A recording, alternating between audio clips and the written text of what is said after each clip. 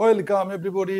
Aminul Islam Knowledge Adventure YouTube চ্যানেলের পক্ষ থেকে আপনাদের সবাইকে স্বাগত জানাচ্ছি। বিগত কয়েকদিন যাবত হাজার হাজার লোক প্রতিদিন আমাদের এই চ্যানেল পরিদর্শন করছেন এবং তারা আনন্দ অভিভূত আবেগে আপ্লুত ডেইলি স্টার পত্রিকার বিশ্লেষণ। আমাদের চ্যানেলটি অবশ্যই সাবস্ক্রাইব করুন, পাশে থাকুন, মতামত দিন। ক্লাস আমাদের চলতেই থাকবে। ওকে, আজকে আমরা হাজির হয়েছি ইংরেজি বাক্য থেকে বাংলা অর্থ উদ্ধার প্রক্রিয়ায়। আজ হচ্ছে 12 মে 2024 সাল। ডেইলি স্টার থেকে আমরা 5টি সেন্টেন্স নিয়েছি। আজকের সেন্টেন্সগুলি তুলনামূলকভাবে সহজ। ওকে, দেখুন আজকে আমাদের এখানে প্রথম যে শিরোনাম, কমার যত কেরামতি। কমার কেরামতি নিয়ে অনেকে আমাকে মেসেজ দিয়েছেন যে ডেইলি স্টার পত্রিকার সমানে কমার ব্যবহার পাওয়া যায়। ভালো কথা, কমার ব্যবহার বিভিন্ন ব্যবহার আছে। আজকে শুধু একটা ব্যবহার নিয়ে আলোচনা করবো, সেটা হচ্ছে অ্যাপোজিটিভ সংক্রান্ত ব্যবহার।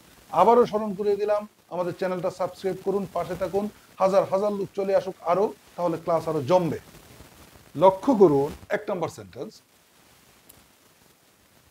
ডেইলি স্টার থেকে। ইমাম Hussain had applied for the 41st Bangladesh Civil Service exams in November 2019। এরপরে কিন্তু একটা কমা, just months after completing his masters from Jagannath University। ভালো কথা, কাহিনীটা শুনুন। যখন বাক্যে কমা বসে ইংরেজি বাক্যে পজিটিভ সংক্রান্ত ইস্যু মানে কোন একটা সাবজেক্ট, কোন একটা নাউন সম্পর্কে যদি অতিরিক্ত তথ্য দেওয়া হয়, যেমন Akbar comma the ruler of Delhi comma শেষ ওয়াজ এ গ্রেট রুলার।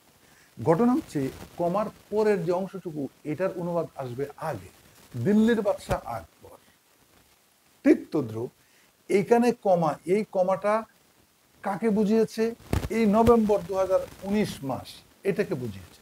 তার মানে আমি যখন এটা অনুবাদ করব, এই অংশটুকু অনুবাদ আগে করব। ওকে, আবার এই অংশটুকু অনুবাদ করব কিভাবে? ভেঙে ভেঙে করব। এই যে প্রিপজিশনাল ফ্রেজ ফ্রম, তাই না? এই যে after.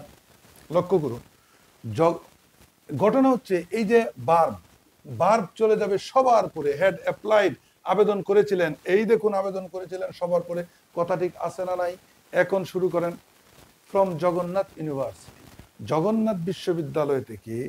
After completing his masters শেষ করার পর, জাস্ট মান্থস, মাস্টার্স শেষ করার মাসখানেক পরই এরপর কি করেছিলেন? For the 41st Bangladesh civil service exam in November 2011। 2019 সালের নভেম্বরে, আমি কিন্তু শেষ থেকে আসতেছি। ফ্রম জগন্নাথ ইউনিভার্সিটি, জগন্নাথ বিশ্ববিদ্যালয় থেকে। Just months after completing his masters শেষ করার ঠিক মাসখানেক পরই, এরপর কি? ইন নভেম্বর 2019, 2019 সালের নভেম্বরে। For the 41st Bangladesh civil service, কি বলবো? 41তম বিসিএস পরীক্ষার জন্য। সাবজেক্টের খবর নাই, আর ভার্ব তো সবার পড়ে যাবে। এই শেষ করার পর আমি কি বলেছিলাম? এই হচ্ছে ভার্ব। মাঝে মাঝে আমরা ভার্বের আগের অংশটুকু অনুবাদ করব, পরের অংশটুকু মিলাবো, ভার্ব সবার পরে। এই বাক্যে ভার্বের আগে মাত্র সাবজেক্ট হচ্ছে এটা, ইমাম হোসেন, এটা আমরা পরে করব। আমরা পুরোটা করার পর এখন আমি সাবজেক্টের সাথে মিলিয়েছি, ইমাম হোসেন, ভার্ব সবার পরে। ক্লিয়ার? ইমাম হোসেন আবেদন করেছিল। বুঝতে পারলেন কিভাবে অনুবাদ আমরা কিভাবে করি? কমার কেরামতি মানে কমা বসে কোনো জিনিসকে নির্দেশ করার জন্য, এই জন্য কমার অংশটুকুর অনুবাদ আগে হবে। ক্লিয়ার? 2 নাম্বার, এই দেখুন, he prepared himself well and passed the MCQ based preliminary test held in March 2021। এই দেখুন এখানে বসেছে কমা, এইখানে বসেছে এটুকু হচ্ছে পজিটিভ। তার মানে আমরা শুরু করতে পারি 2021 সালের মার্চ মাসে অনুষ্ঠিতব্য এমসিকিউ ভিত্তিক প্রিলিমিনারি পরীক্ষায় তিনি পাশ করেছিলেন। কিন্তু না, এখানে আরেকটা কথা আছে। এই দেখুন, এন্ড এর পূর্বে কিন্তু একটা কমপ্লিট সেন্টেন্স। এন্ড এর পূর্বে একটা কমপ্লিট সেন্টেন্স। এই কমপ্লিট সেন্টেন্সের সাথে পরের অংশটুকুর কোনো সম্পর্ক নেই। বুঝতে হবে, বেশি করে বাংলা বইয়ে পড়তে হবে। অনুবাদে কারা ভালো করেন? যারা চিরায়ত সাহিত্য পড়েছে, রবীন্দ্র, নজরুল, শরৎ, বঙ্কিম, মানিক, বিভূতি, তারাশঙ্কর পড়েছেন, ঈশ্বরচন্দ্র বিদ্যাসাগর, অমুক বিভিন্ন বই পড়েছেন, সাহিত্য পড়েছেন, তারা অবশ্যই অনুবাদে ভালো করবেন। সাহিত্যিক জ্ঞান ছাড়া অনুবাদে ভালো করা সম্ভব নয়, অবশ্যই সত্যি কথা। এই সেন্টেন্স একটা কমপ্লিট সেন্টেন্স। হি প্রিপেয়ার্ড হিমসেলফ ওয়েল, তিনি নিজেকে ভালোভাবে প্রস্তুত করেছিলেন। যেহেতু এই অংশটুকুর সাথে বাকি অংশটুকুর মিল নাই, এইটা কিন্তু আমরা আগে করে ফেলেছি, ভালোভাবে প্রস্তুত করেন। এবং এই যে এবং এবং এর পর, এখন এবং এর পরের অংশটুকু এটা আবার আলাদা জিনিস। এখন আমি আগের মতো শেষের থেকে আনবো। 2021 সালের মার্চ মাসে অনুষ্ঠিতব্য, এই দেখুন 2021 সালের মার্চ মাসে অনুষ্ঠিত এমসিকিউ ভিত্তিক প্রিলিমিনারি পরীক্ষা পাশ করেছিলেন। ওকে, কেমন হলো জানাবেন। কমার কেরামতি, কমার কেরামতি আরো আছে, ভবিষ্যতে ক্লাস নিব। 3 নম্বর সেন্টেন্স, দা ভাইবা, এই দেখুন আবার কমার sentence, held 2 years later in 2020-30, কমার শেষ। কি বলেছিলাম, কমার যে অংশটুকু আছে এটার অনুবাদ হবে আগে। তার মানে কি 2023 সালে 2 বছর পর অনুষ্ঠিতব্য ভাইভা ওয়েন্ট ওয়েল, ভালো হয়েছিল, তাই না? তার মানে এই যে কমার অংশটুকুর অনুবাদটা আমরা আগে করব, কারণ কমা সম্পর্কে, কমার ভিতরে যা রয়েছে এটা মূলত দা ভাইভাকে নির্দেশ করছে। 2023 সালে 2 বছর পর অনুষ্ঠিতব্য ভাইভা ভালো হয়েছিল, এন্ড এর পর আবার একটা নতুন সাবজেক্ট, নতুন sentence, and he pass the final exam, এবং তিনি চূড়ান্ত পরীক্ষায় পাশ করেছিলেন। এই দেখুন, এবং তিনি চূড়ান্ত পরীক্ষায় উত্তীর্ণ হয়েছিলেন। কমার কেরামতি 4 নম্বর সেন্টেন্স, একটু বড়। আলী ইমাম মজুমদার, এ ফরমার ক্যাবিনেট সেক্রেটারি, এটা আবার খুব গতানুগতিক, এ পজিটিভ।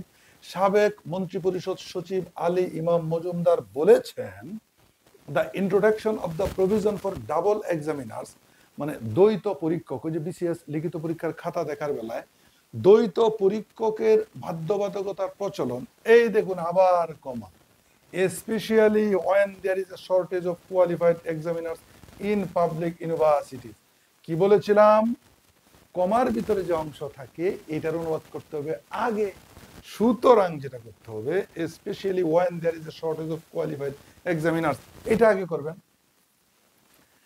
কিরকম, স্পেশালি বিশেষত যখন দেয়ার ইজ এ শর্টেজ, সংকট থাকে, of qualified examiner in public university, public বিশ্ববিদ্যালয়, এই দেখুন এভাবে করেছি, বিশেষত যেখানে পাবলিক বিশ্ববিদ্যালয়ে যোগ্য পরীক্ষকের সংকট রয়েছে।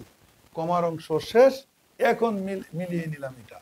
Introduction of the provision for double examiners, দ্বৈত পরীক্ষকের বাধ্যবাধকতা থাকার, এই যে বাধ্যবাধকতা, এরপর কি, is a big factor behind the backlog, এই পিছিয়ে পড়ার পেছনে দায়ী। মনে থাকবে, কমা থাকলেই কমার অংশটুকুর অনুবাদ আগে করে এটা যাকে নির্দেশ করছে তার সাথে মিলিয়ে অনুবাদ করতে হবে, তাহলে আমরা কমার কেরামতি ধীরে ধীরে ভাঙব। ওকে, আজকের সর্বশেষ বাক্য, the recent escalation of conflict in the Middle East and its ripple effects have intensified food security, especially, এই দেখুন কমা, in the conflict ridden areas, এখানে ভার্ব কোনটা, ভার্ব হচ্ছে এইটা, have intensified, প্রকট করেছে, তীব্র করে তুলেছে। সাবজেক্ট কোনটা, এই যে এটা আমি দেখতে পেলাম যেটা, সেটা হচ্ছে ভার্বের পরের অংশ যদি আমরা করি, specially in conflict ridden area, বিশেষত সংকটপ্রবণ এলাকাগুলোতে ফুড ইনসিকিউরিটি, খাদ্যের নিরাপত্তাহীনতা, মিলে না, মিলমতো হয় না। এইটার যেটা করতে হবে, ভার্বের আগের অংশটুকু করতে হবে এটা, the recent escalation of conflict in the Middle East and its ripple effect, ripple effects মানে একটা ঘটনার পরিপ্রেক্ষিতে যদি চতুর্পাশে তার প্রভাব ছড়িয়ে পড়ে, কি হবে, ইন দ্য মিডল ইস্ট, মধ্যপ্রাচ্য, এই যে এসকালেশন, এটা মূলত দুইটা ঘটনার সমষ্টি।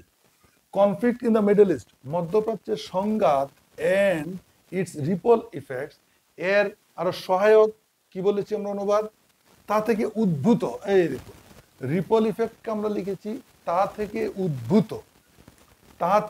উদ্ভূত রিসেন্ট এসকালেশন, সাম্প্রতিক প্রবণতা, হয়ে গেল সাবজেক্টের কাজ। সাম্প্রতিক প্রবণতা বিশেষভাবে সংঘাতপ্রবণ এলাকাগুলোতে খাদ্য নিরাপত্তা, হ্যাভ ইন্টেন্সিফাইড, প্রকট করে তুলেছে। যথারীতি ভার্ব সবার পরে, এই দেখুন প্রকট করে তুলেছে। এই 5টা সেন্টেন্স নিয়ে আজকে আপনাদের সামনে হাজির হয়েছি আমি, আমিনুল ইসলাম, এবং বিশ্লেষণ করে বলে দিয়েছি। কেমন হলো জানাবেন, অবশ্যই আমার চ্যানেল সাবস্ক্রাইব করুন, পাশে থাকুন, যে কোনো মতামত দিন।